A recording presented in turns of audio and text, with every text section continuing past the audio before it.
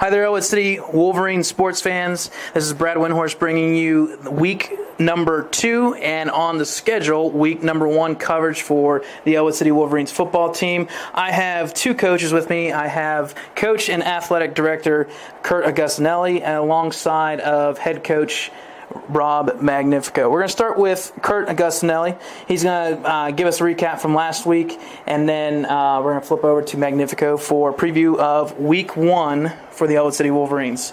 So, Kurt, glad to have you along. Side of Rob Magnifico. You were coach way back when, came around, went through Beaver Falls, then athletic director, and then you come back into the coaching realm. General thoughts of being part of the varsity head coaching again? Well, Brad, thanks for having me on. I don't like way back when I'm not that old now. Come on. Listen, love these guys. Always been blue and white. I had a great run here as a head coach, and we had some great times. And got out when my kids were coming through, and went to Beaver Falls for a while, and came back. Anything I can to try to help this community. And I'm lucky enough to be the athletic director now, trying to get all the sports, not just football, on the right track.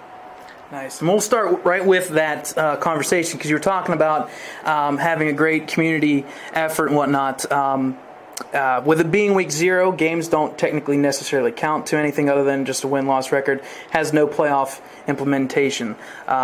With that being said, the coach for Beaver Falls was Nick Nardone. You worked with him, you've coached with him, you've dealt as an athlete with them, and you guys had a mutual agreement this past week that during week 0, you're going to rotate people in, start second string, third string. When did that start in the game, and how did that work out for you guys? Did you see some good impact from the second and third string guys?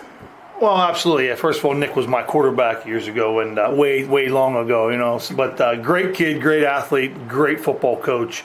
He's going to do great things down there. But yeah, we had a mutual agreement. This was our first time ever playing a game 0. They want to be, obviously with the section being changed up, we lost some scrimmages. We thought it was a good idea to get used to game speed. However, I'm not a true fan of a game 0 just because, some of your other players, your JBs, your second, your third strings, they don't get any reps.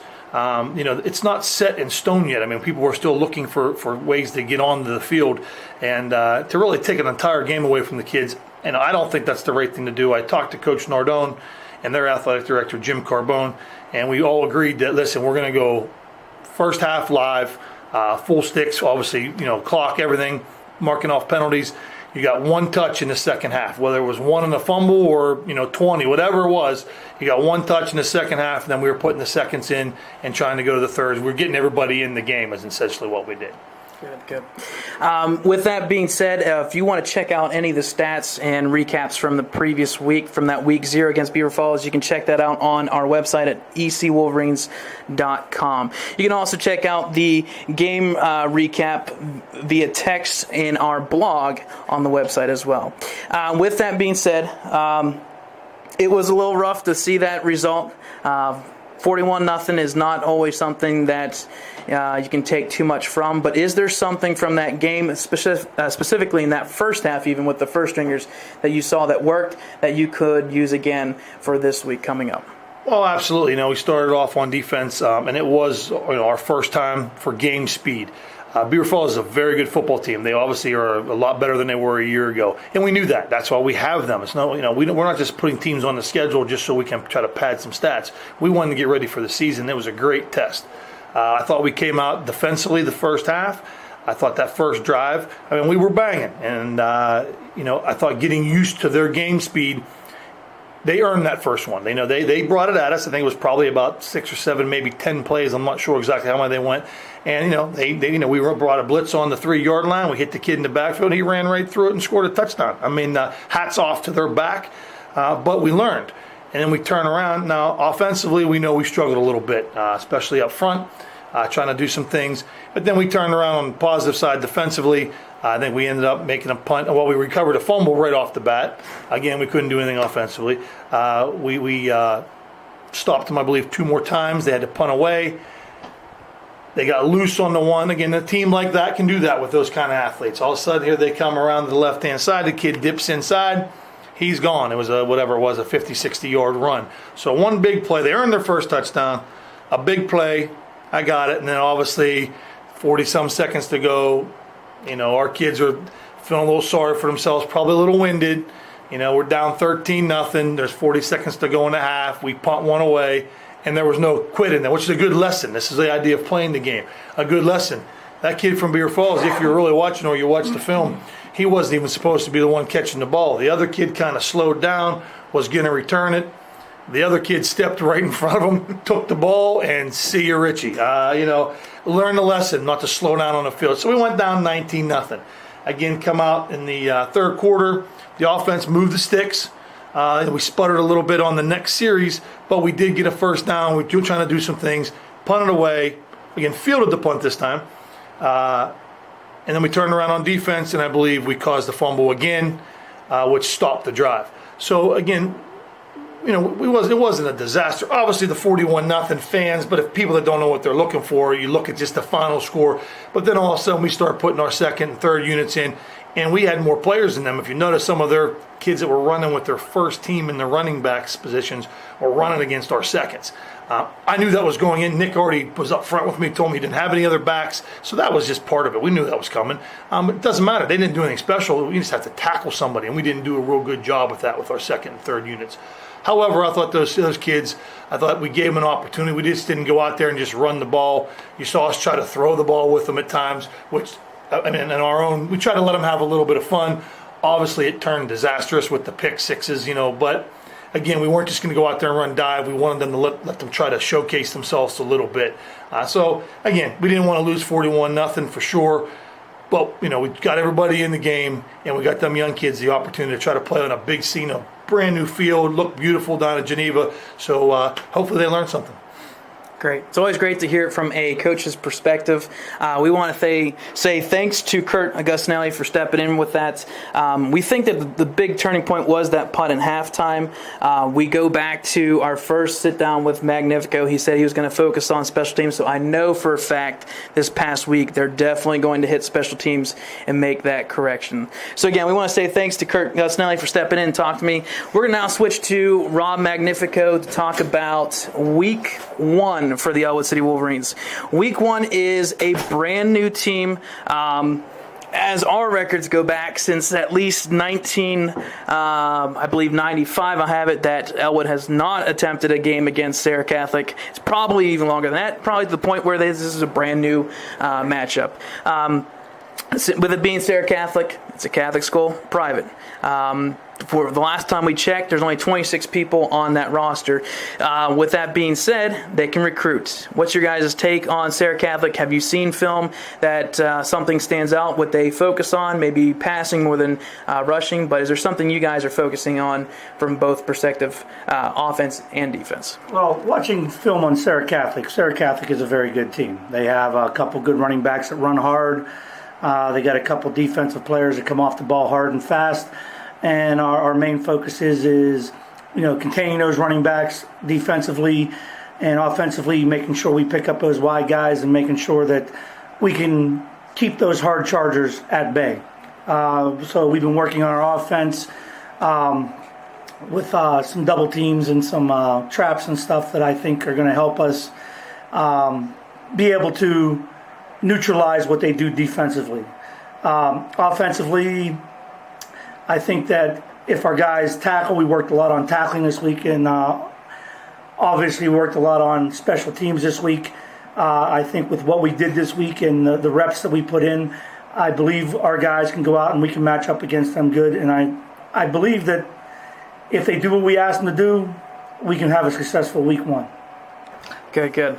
From week 0, we saw that you utilized several players, not only at the quarterback position. It was neat to see that you had Gibbons, obviously, then Wilson, and you also had Carter Lutz as well at the quarterback position. It's great to see that rotation.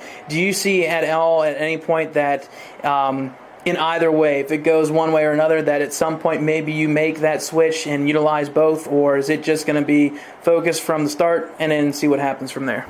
Obviously, Ryan is our starter. Ryan is our man. He's our leader out there. And depending on how the game goes, obviously there's, if we're doing well and we're ahead, there's a chance you could see one or both of them. And but that would have to be a game time decision depending on what we're doing and everything.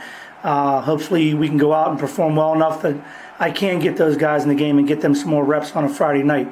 Last week at Beaver Falls, it was nice to see both of them in there, and we called a lot of plays that normally in a scrimmage we probably wouldn't run with the second team or third team, but I wanted to see what those guys would do with that. And there were some bright spots, even though they didn't score a touchdown, but there were some bright spots with those younger kids and a few younger kids that we saw some things that we normally wouldn't have seen in a scrimmage.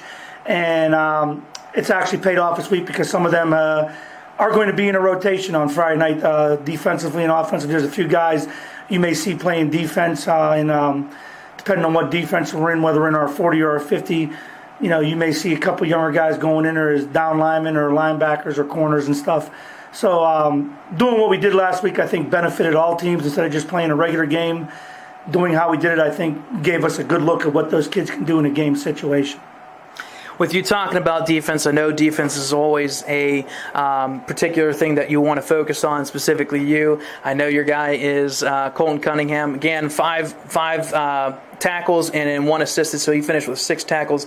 But more importantly, beyond that, we counted 3 fumble turnovers, and turnovers are key. And granted, it was week 0, but anytime your defense can force turnovers, that's great. Do you see that helping you out in the future, seeing that you had that success in the first game, and hopefully that will build out the rest of the year? Yeah, well, we concentrate on practice. Just like tonight at practice, getting 8, 9, 10, 11 hats to the ball. Second, third guy coming in, trying to make strips. I know tonight at practice, a couple of my guys coming in on those tackles. The second and third guys in there stripping balls out of my scout team's hands and stuff. And that's one of our goals. We told them we need our defense to create turnovers.